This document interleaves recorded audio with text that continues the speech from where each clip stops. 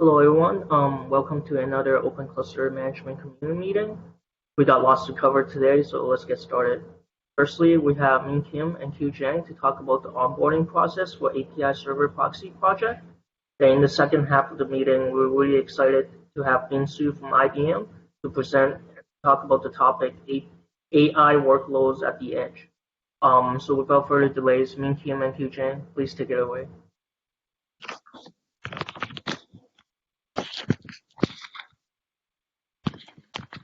Yeah, hi. Do you want to talk about this? Hey, I was just in, where are we now?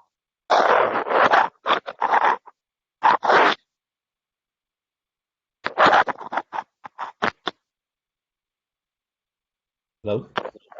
Hello?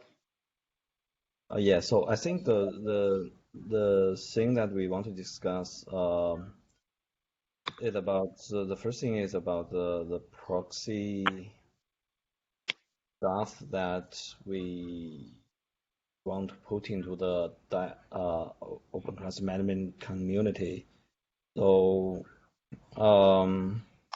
because there were several things that we discussed before, like we want to use the EMP as a base and implement some things above.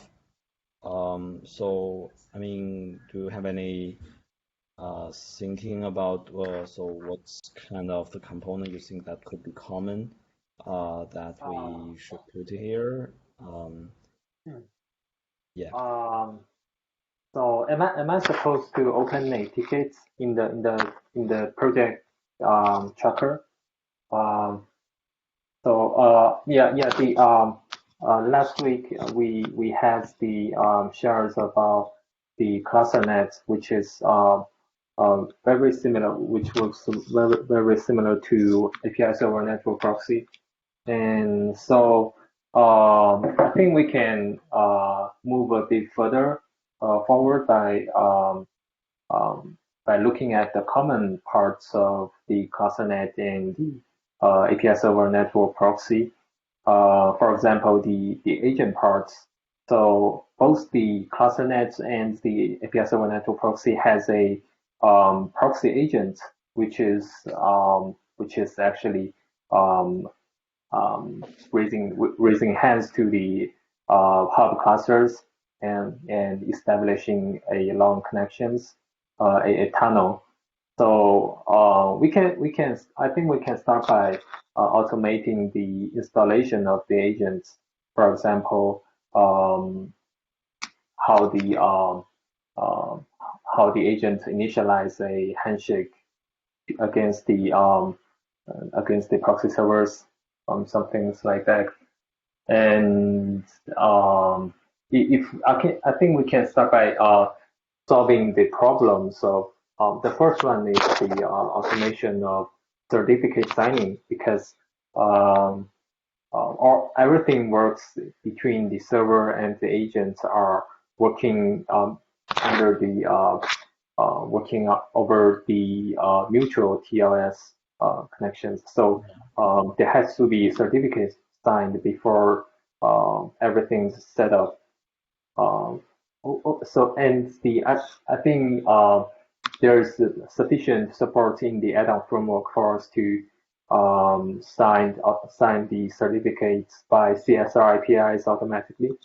So it's something really easy, really handy we can get started.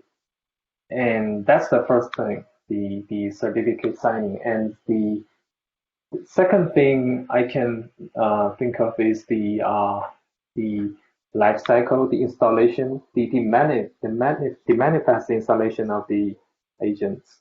For example, so every agent, setting up every agent basically needs a set of manifests, including namespaces and a deployment and the sufficient RBAC, a brand new service account and the RBAC permissions bound to the new service account. So that's also sufficiently supported in the add-on framework. So that's the two things I can basically think of for us to start with, which doesn't require us any additional work to modify the current thing we have in OCM. Ideally, I hope it can be a general solution that solves the automated installation of ClusterNet and the APIserver network proxies agent at the same time. So that's the things I can think of for now. Yeah. So there's the things is we can support the options like you can install the agent with AMP or ClusterNet. So this will be options that you can select here. So the main focus will be only how do you install this proxy agent and how do you provide the connection back, and there won't be other thing that the component will provide. Before the agents, we have to. So there are some prerequisites before we setting up the agents. For example, we have to got the proxy servers are set up before the agents, is it? So is there any support in terms of automating the certificate signing of the proxy servers? I mean the MTL certificates for the server side uses. So we have some libraries that in the different repo that can help to do that. I mean, it's more like a controller that help to sign a cert and help to rotate a cert. And I think one of the things that we previously consider is that moving some part of that to the add-on framework library, so the add-on can utilize that to sign the serving cert on the cluster and yeah. Basically sounds good to me. But can you share me the link to the repo, or is it a private repo in Red Hat? I will send you later. Yeah. Great. So. Yeah, but I think my question mainly is that so if we want to create a new component, I mean a new repo in the Open Cluster Management project, what will be the focus for that project? I think the goal, what you mentioned, is to have a common way to install the different proxy agent. It could be AMP or it could be ClusterNet. So do we also want to have a common part on the server side? That I think we can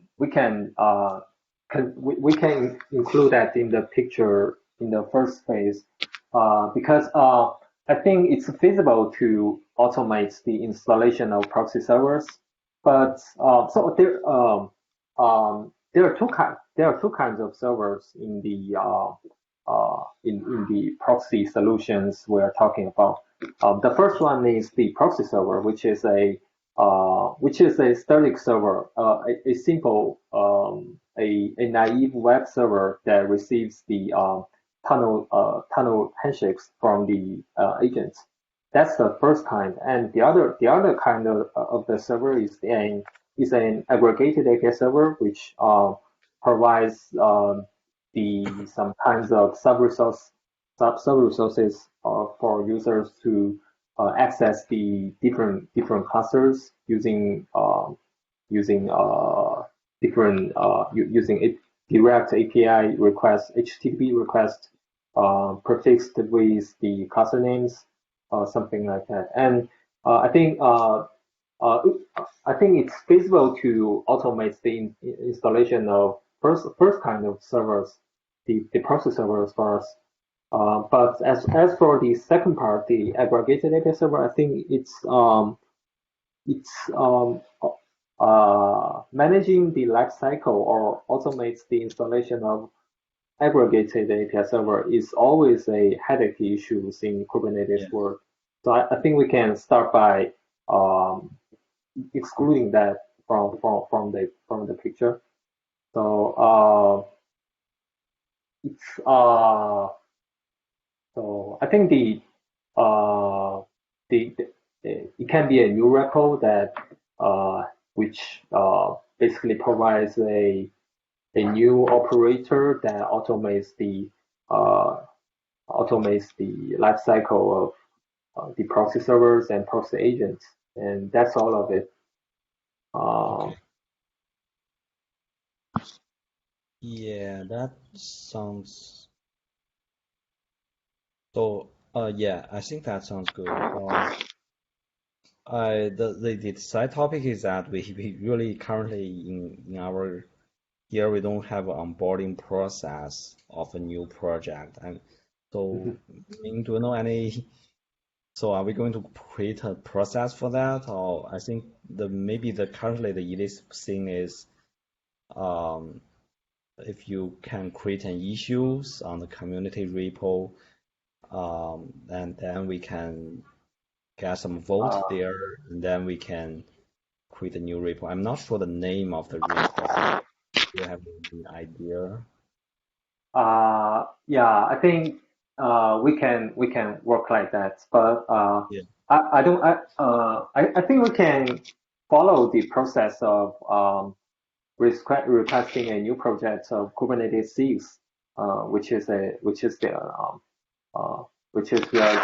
the legacy KubeFed projects located, and so in that process basically requires two sponsors to approve the request approve the request of creating new repos. If I remember correctly. So I don't I don't personally have experience in formalizing such processes. So I think we can just simply start by opening an issue. Yeah, that sounds good. Yeah, okay, so would you like to create an issue there? And I think, yeah, we can start from there. For sure. Is it the OCM community repo?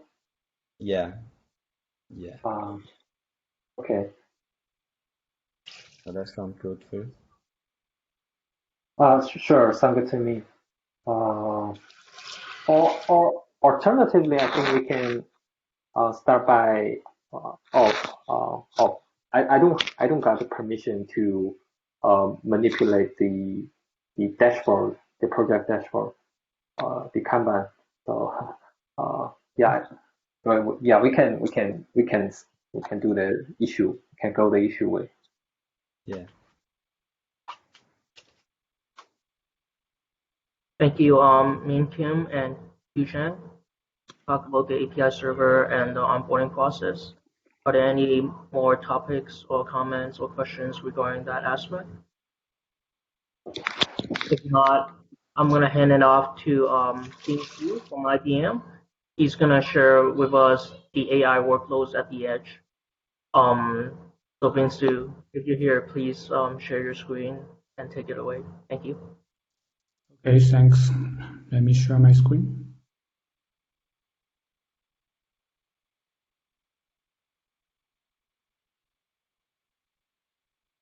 Okay, do you see my screen? Yep, we see it. Okay. Okay, glad to join the OCM community meeting. So I'm from IBM working on development of IBM Cloud Platform for Data. mainly to build the deep learning infrastructure. So in recent, we have some AI use cases at the edge, and we are looking for an open and lightweight solution for managing the remote edge devices and workloads. So it's very exciting to know OCM is working on similar edge scenarios. So today I will talk about some AI workloads at the edge and to see if we can leverage OCM for a general edge AI box. Okay. Okay, let me briefly introduce a bit about IBM Cloud Pak for Data. Then we can have a glance on the journey to AI. So first, the Cloud Pak for Data provides an integrated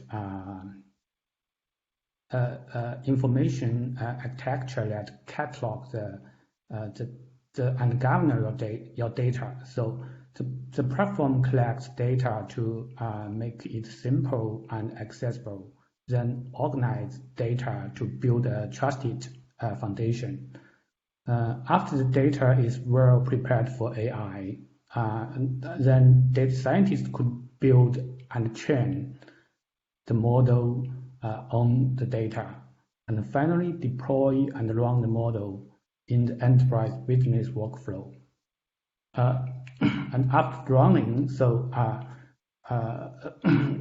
the whole process will continues to improve the model and redeploy it to get more trusted insight. So it's a full life cycle of the IBM Cloud Pak for Data.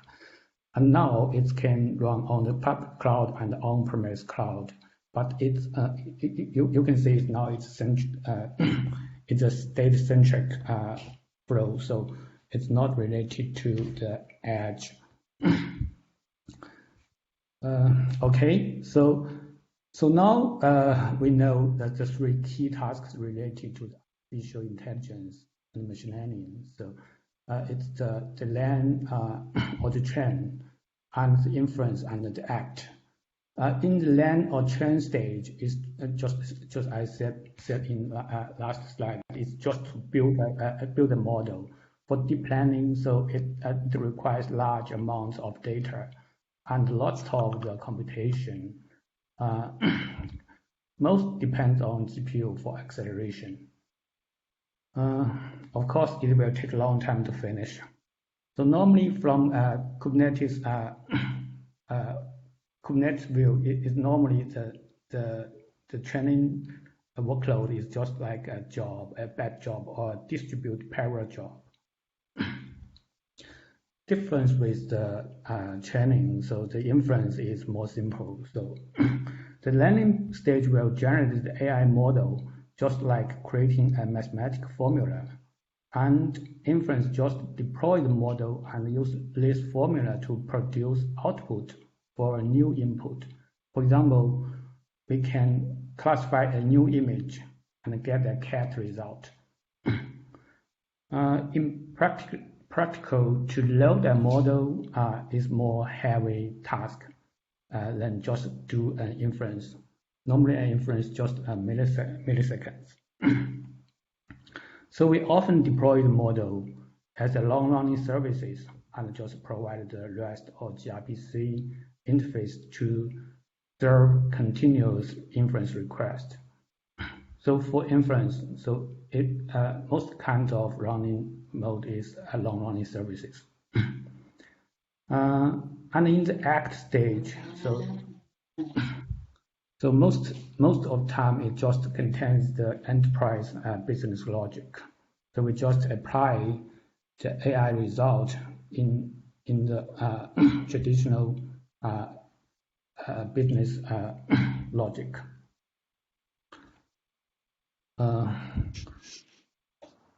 Okay, so in a traditional edge analytical story, so the data is collected from edge and sent to the central data center.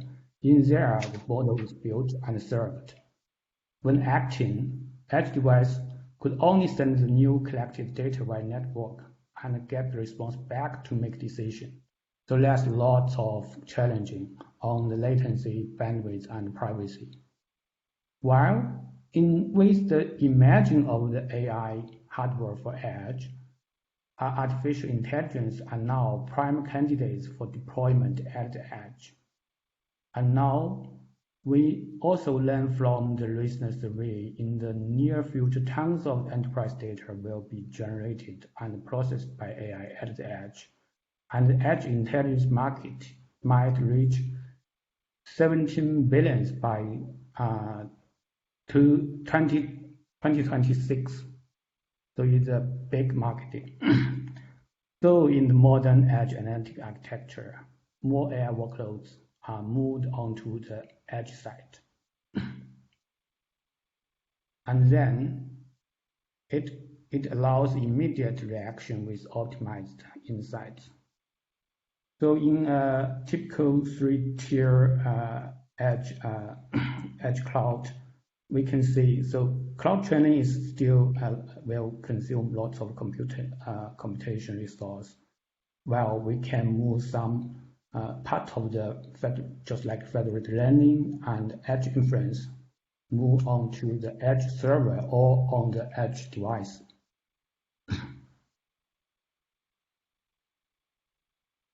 However, there are still many constraints on edge, just like chips, price, power, space, or location, etc.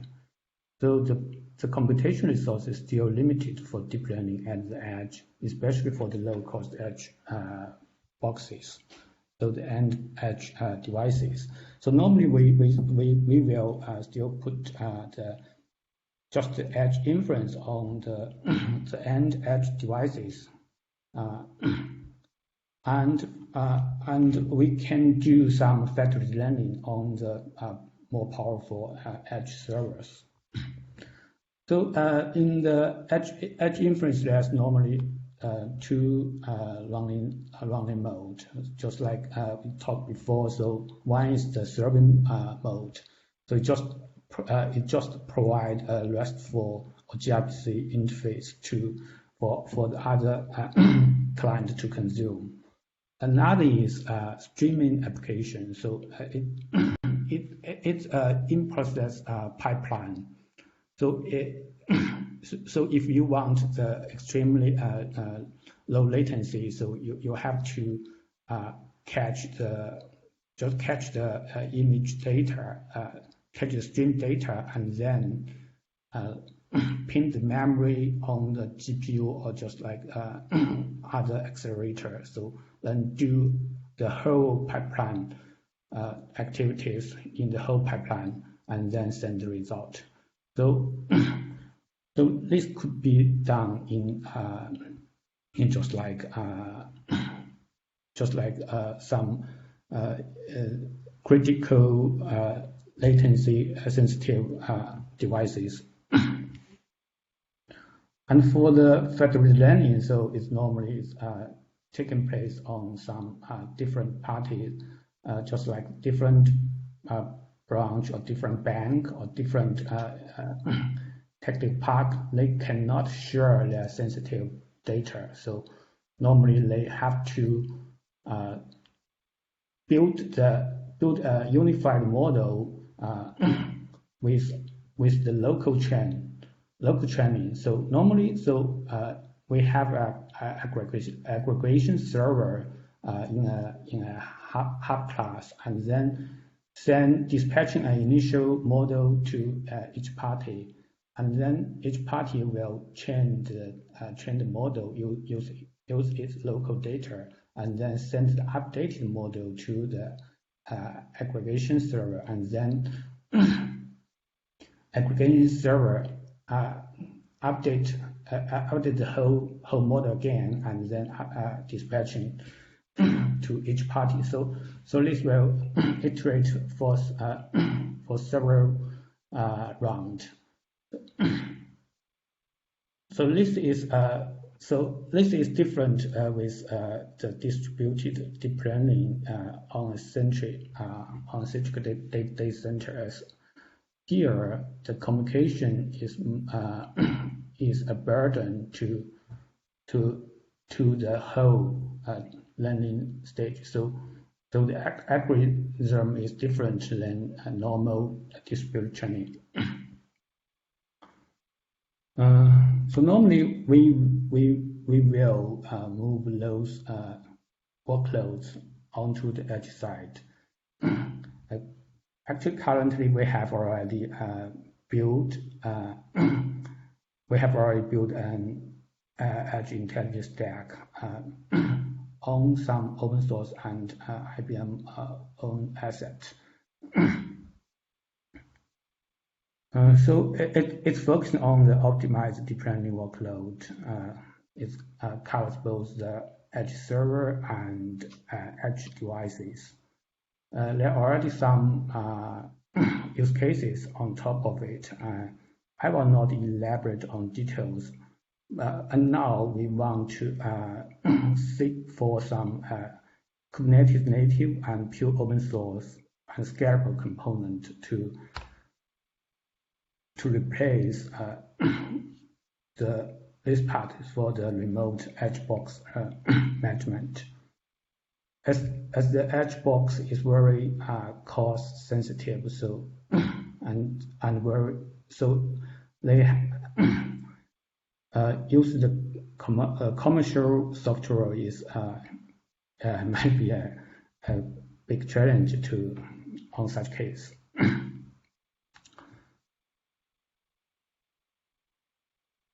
Okay, actually, so in this edge intelligence stack, although we have some IBM own asset, but most of the asset we can replace with some open source component.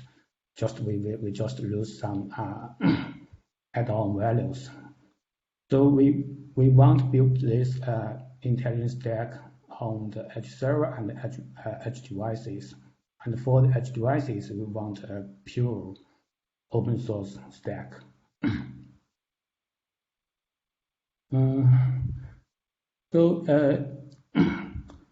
So in most of the case, so AI workloads at the edge could be still treated as some normal deployment job or just some custom CRD managed by operator.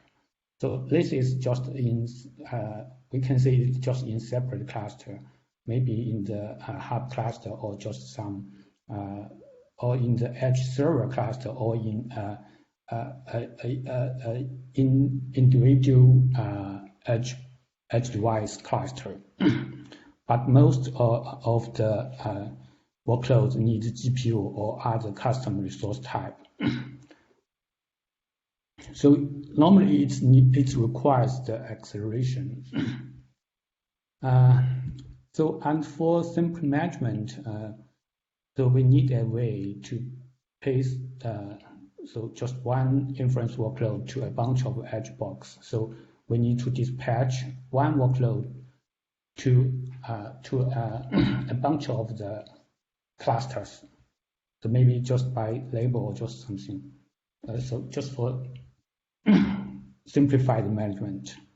And in most cases, the edge box are resource constraint and geographic affinity. So scaling to upstream is more often than scaling to neighbors, as most of the time the edge devices are full utilized by the inference task. So normally they don't have the free resource to help others to do something. So normally we will deploy a hierarchy architecture layout, and then we can scaling upstream. We're still another other case. So we want allow some multiple remote edge box in same site. We can join into one remote cluster, or just set up just as a failure group for in the multiple cluster, just as they are in the same site, just like in a bank branch. So we can have multiple edge devices. So the workload can balance on those workloads. So they can take a failover task. So this is normal in in the air workload for the edge. So this we also treated them as different, just in separate cluster. But we still have some dependent workload across the cluster. So so some kind of the inference service on the edge box, they might depend on the inference service on the edge or cloud server. So normally it take place when we partition a model. So we split the model into two parts. So one part is running on the edge device, so it could do most of the processing, and just leave a small just a small amount of the data we can send to the edge server to do another inference. So it's just like a pipeline, but the pipeline is not in the same cluster, but in two different clusters. Maybe it's vertical or maybe it's horizontal. So it's for the inference, and we still have some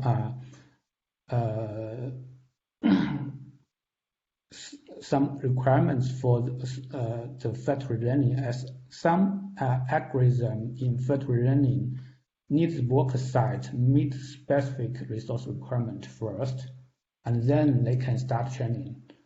So if one class they cannot occupy the required resource, the whole training may fail. So, but now it depends on the algorithm of the factory learning. So now we have some factory learning. It depends on such working mode. So for this kind of workload, it's hard to do it in our own operator, as the port scheduler is it depends on Kubernetes, so it's hard to require the ports or just the resources in different cluster in the same time. If you request them one by one, then if one failed, then the whole job is failed. So they will waste some resource on a short time. Okay, I think so. I think it's all I want to share with you, and we want take some discussion to see if OCM could do something to meet the requirement. Well, we can leverage it in our future solutions. Okay. Yeah. Question? Yeah. Yeah, I think definitely we can help with replacing some of the stacks that you mentioned. For example, like we have the managed clusters and the managed cluster sets, and that can sort of group the edge clusters into, I guess, what you were talking about, the same around the same sites. Qiuzhen, you want to just briefly touch on that? I think we can definitely help them regarding that aspect, right? Yeah, I think the interesting case here is about something like the pipeline. I mean, it seems to me like there is a use case about the pipeline that cross multiple clusters that you want to orchestrate. I'm not sure. So what's the value of doing that? I mean, if you have multiple job that run in different clusters and orchestrate as a directed graph or as a pipeline. Yeah. What's the main value? So normally we can take back to so Kelvin, you will say, so normally so this is a three-tiered architecture. So normally we will run the inference workload nearby the data. So we will run this on the edge device, but the edge device is not powerful enough, so it cannot run all the inference tasks in time, so it cannot meet the service level agreement.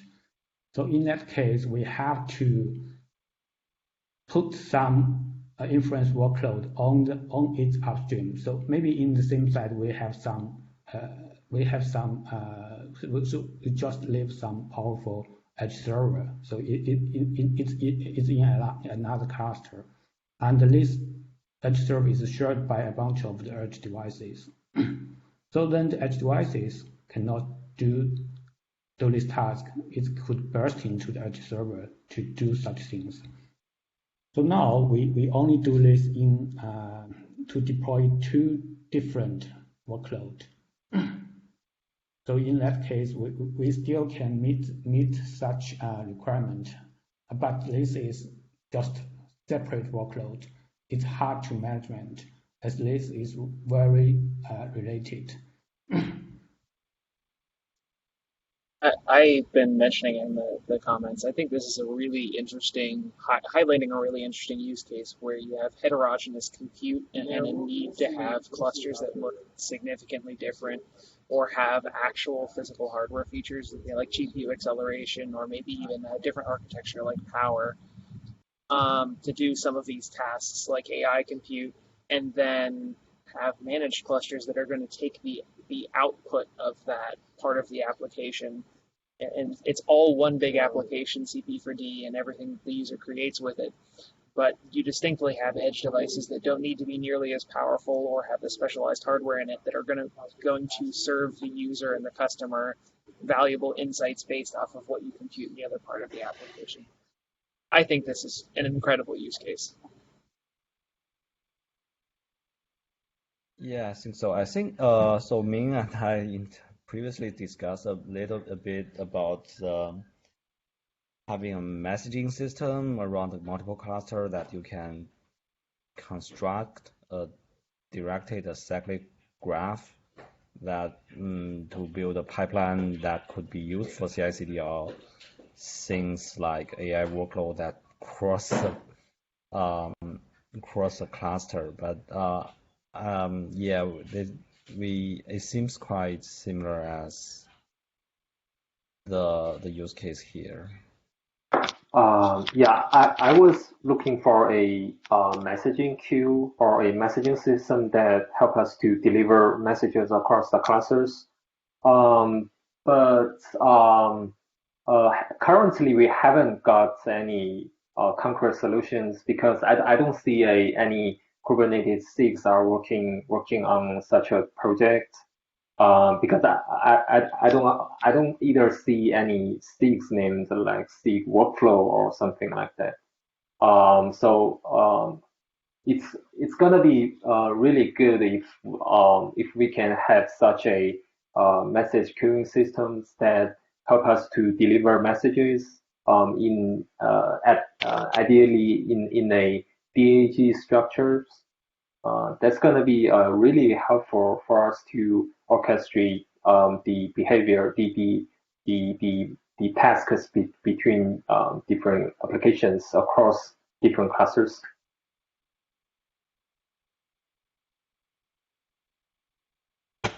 Yeah. So I'm wondering whether it is possible that we could would you be able to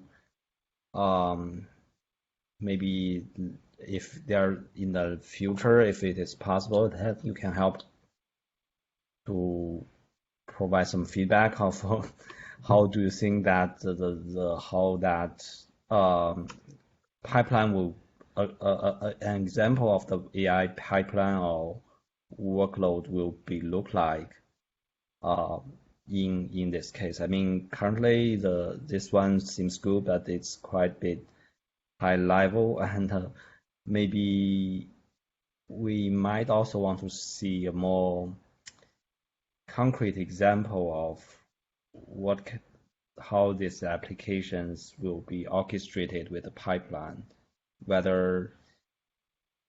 so we can understand whether it can be done by using a messaging bus system, or how that data is transferred between each clusters. Yeah, normally, so we will not depend on the underlying infrastructure to dispatching the task. We just want you to dispatching two workloads, just like two jobs or just like two deployments together. So this is a pipeline, but the workload running in the deployment. So this message is still the workload itself to care.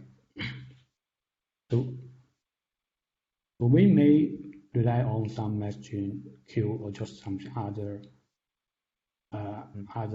RPC technology. But we just want the workload. We can deploy the workload in a pipeline. As far as I know, isn't the job workload more appropriate for us to schedule to dispatch the tasks in the AI scenarios?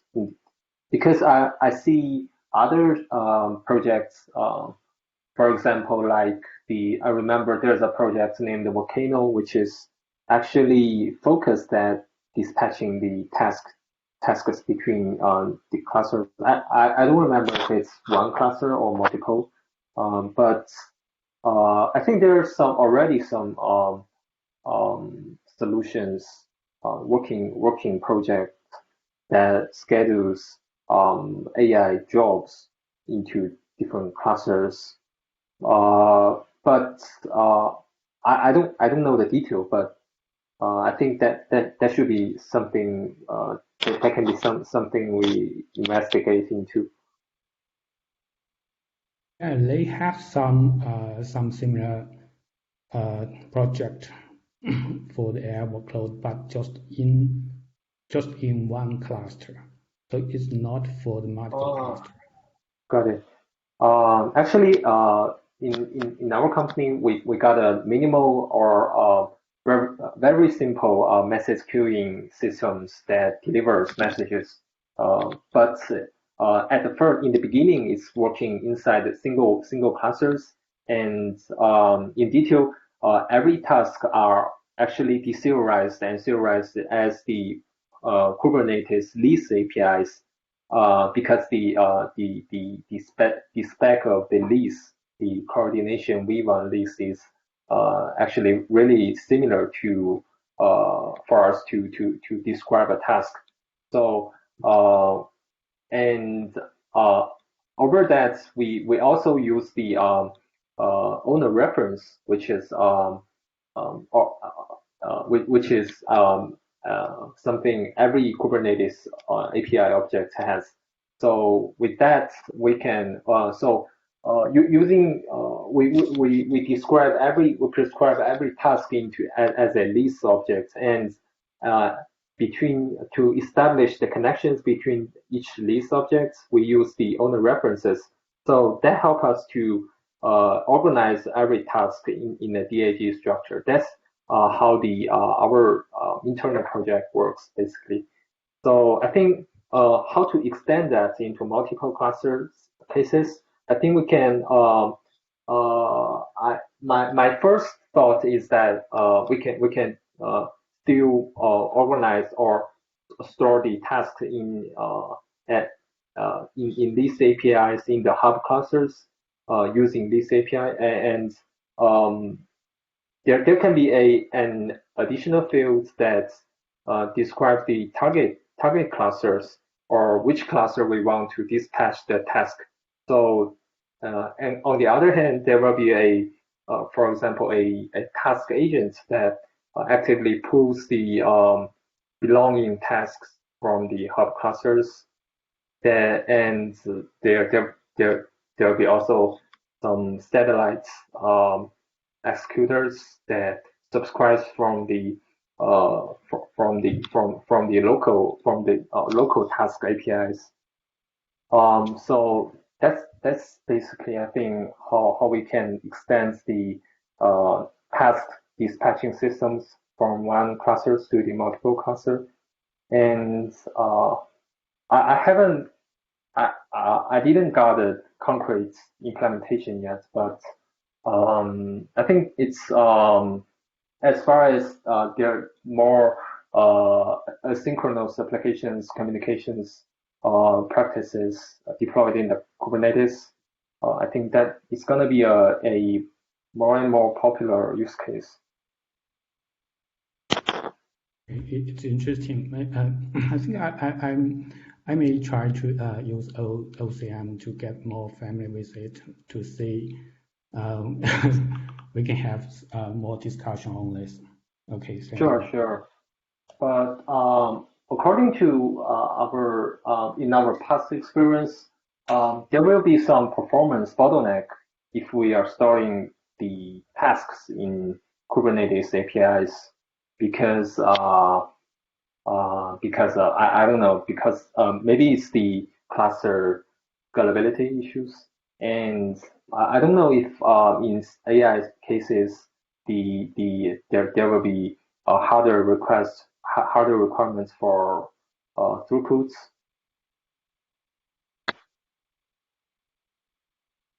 I think it depends.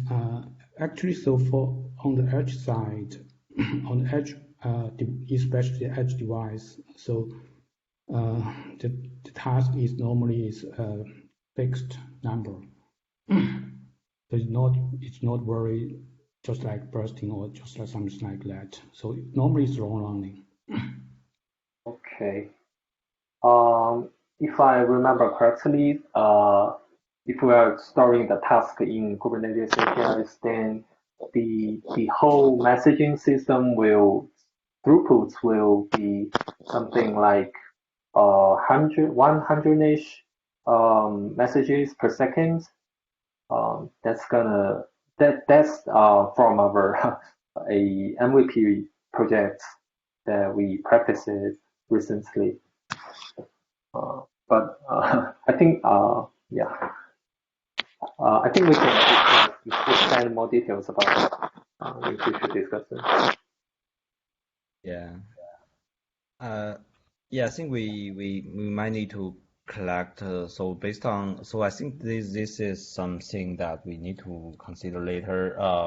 Maybe about a pipeline in the multi-cluster or a DAG on the multi-cluster, and maybe we need to keep on collecting more concrete use cases around that. I think this one, it might be one use case around that. So yeah, that sounds interesting. Thank you. Thank you. Okay. We went a little bit over, but that's okay. Are there any other additional questions or comments? If not, I'll call it for today. Thank you, everyone, for coming to another meeting. Take care, everyone. Bye. Bye. Bye.